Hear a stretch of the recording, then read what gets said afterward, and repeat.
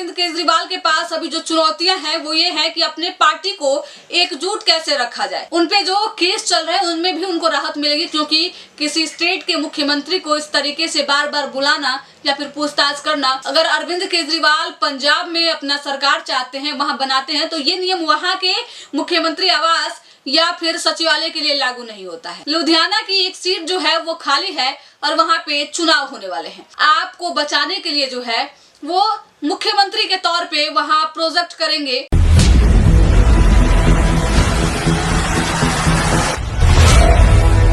दिल्ली चुनाव के नतीजे सभी को चौंका दिए हैं। एक तरफ 27 साल बाद जहां भाजपा की वापसी हुई है दिल्ली में, तो वहीं आपने करारा हार पाया है। अरविंद केजरीवाल को जो हार मिली है दिल्ली में वो काफी चर्चा में है। और इस बीच जो चर्चा चल रही है वो ये भी चल रही है कि अरविंद केजरीवाल जो हैं वो अब पंजाब के मुख्यमंत्री बन सकते हैं।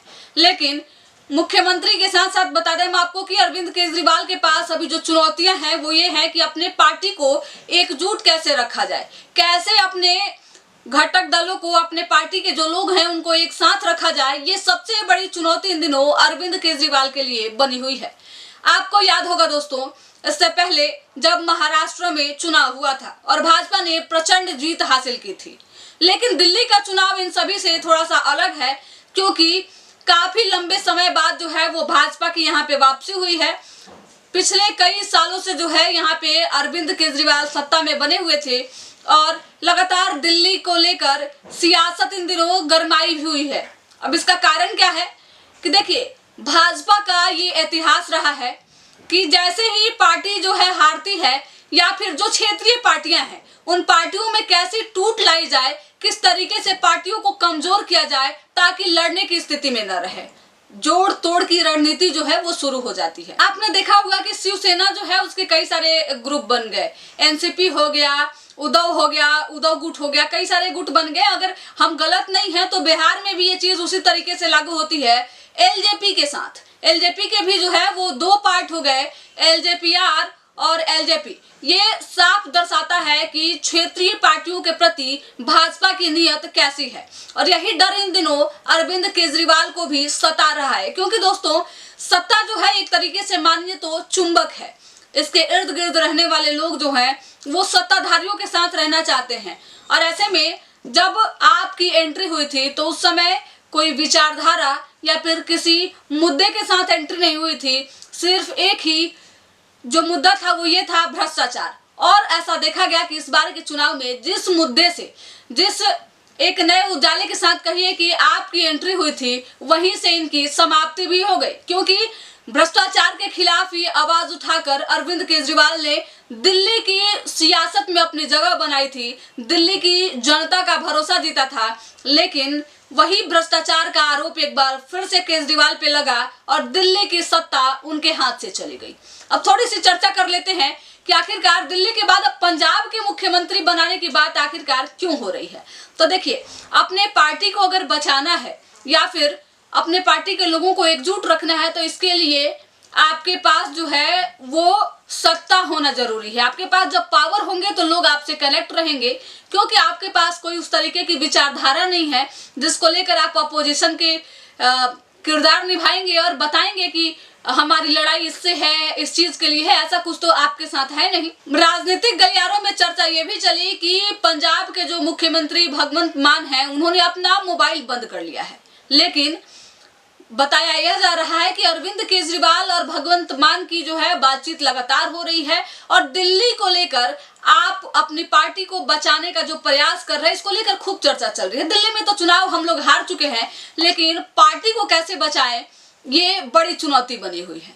अब देखिए, यहाँ पे जो है वो पंजाब की एक सीट लुधियाना जो है वो भी खाली है। अब सबके मन में सवाल चल रहा होगा कि वहां पे ना तो चुनाव है ना ही कुछ है, तो आखिरकार अरविंद केजरीवाल जो है वो पंजाब के मुख्यमंत्री कैसे बन जाएंगे। तो लुधियाना की एक सीट जो है वो खाली है और वहां पे चुनाव होने वाले हैं। आप देखिए, अरविंद केजरीवाल को आपके जो नेतृत्व करता है वो वहां से चुनाव लड़ाएंगे और अपनी पार्टी को आपको बचाने के लिए जो है वो मुख्यमंत्री के तौर पे वहां प्रोजेक्ट करेंगे पंजाब के।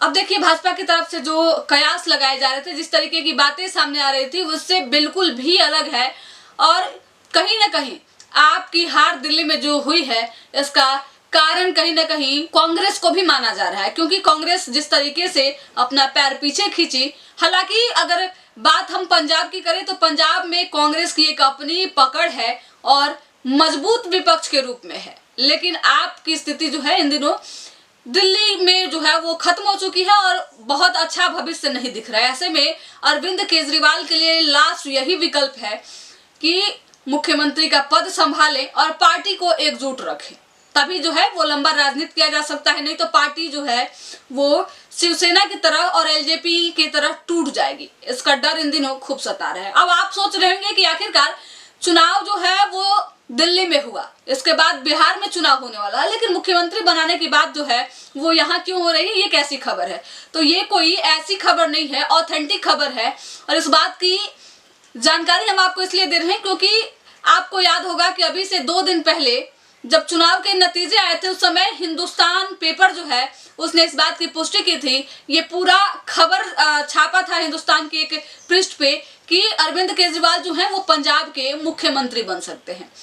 पार्टी को बचाना भी है और राजनीति को लंबा भी ले जाना है। इसको लेकर ये जो आप नेतृत्व जो फैसला ले रहा है ये कहीं ना कहीं जरूरी भी है। ऐसी चर्चा इन दिनों चल रही है। हालांकि राजनीति ऐसी है, कब क्या कराए किसी को पता नहीं रहता है। इस बार दिल्ली के बाद अब बिहार में भी चुनाव होने वाला है।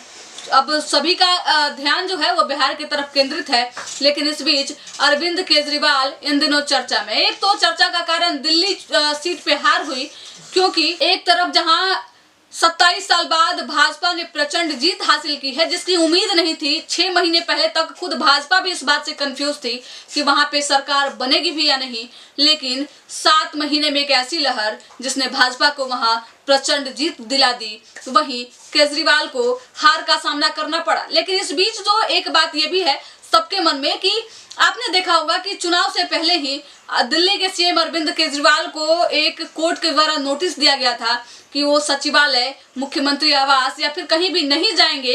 इसके अलावा वहां से हार्ड डिस्क या फिर किसी प्रकार का दस्तावेज जो है वो बाहर नहीं लेके जा सकते हैं।